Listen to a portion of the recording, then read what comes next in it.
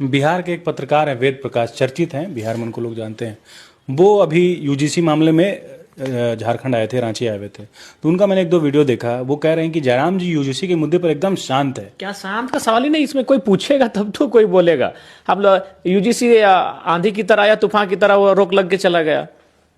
हम लोग के देखिए, हम लोग जहां रहते हैं, मैंने पहले कहा वहां समस्याएं हैं, मुद्दे नहीं है। जब रांची आएंगे तब हमें पता चल रहा है कि मुद्दे क्या हैं, या फिर जो कम से कम कोई हमसे मिलेगा अभी उस चीज पे बात करेगा। तो कोई बात नहीं करेगा तो हम कैसे जानेंगे। वो कह रहे हैं कि बाकी सब मुद्दों पर बहुत प्रखर रहते हैं, मुखर रहते हैं, वो अपने से लीड करते हैं, लेकिन इस मुद्दे पर जयराम जी एकदम चुप्पी साधे। नहीं, चुप्पी साधने का सवाल ही नहीं। इसमें इस मुद्दे ने किसी को समय ही कहाँ दिया। इस मुद्दे में किसी को समय नहीं दिया। झारखंड में इस मुद्दे को लेकर कोई विशेष दिखा नहीं।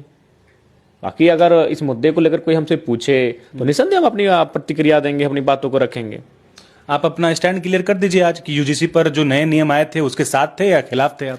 देखिए, सबसे पहले जो नियम आए हैं भेदभाव को लेकर, तो इस बात से कोई इनकार नहीं कर सकता है कि भेदभाव नहीं होता है।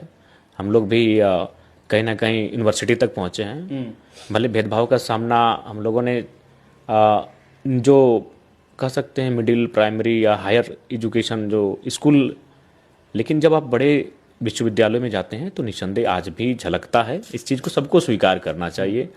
तो निसंदेह भेदभाव हैं और उसके रोकथाम के लिए अगर कुछ कानून आते हैं तो आने चाहिए। लेकिन अगर किसी को आपत्ति उसमें हो रही है और किसी एक दो बिंदु के लिए, तो उस बिंदु में कुछ पारदर्शिता कर देनी चाहिए कि हाँ, ये पारदर्शिता हो।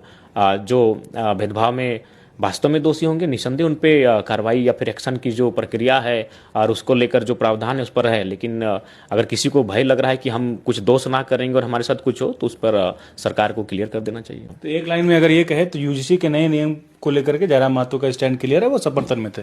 हाँ, बिल्कुल। भेदभाव रोकने के लिए अगर कोई नियम आते हैं तो निसंदेह, और आज भी उच्च संस्थानों में कहीं ना कहीं भेदभाव दिखते हैं तो उसकी रोकथाम होनी चाहिए। लेकिन अगर कोई एक दो बिंदुओं पर आपत्ति करते हैं कि उनको भाई बेवजह हुआ घसीटे ना जाए, तो उस पर भी एक पुनर्विचार किया जाए।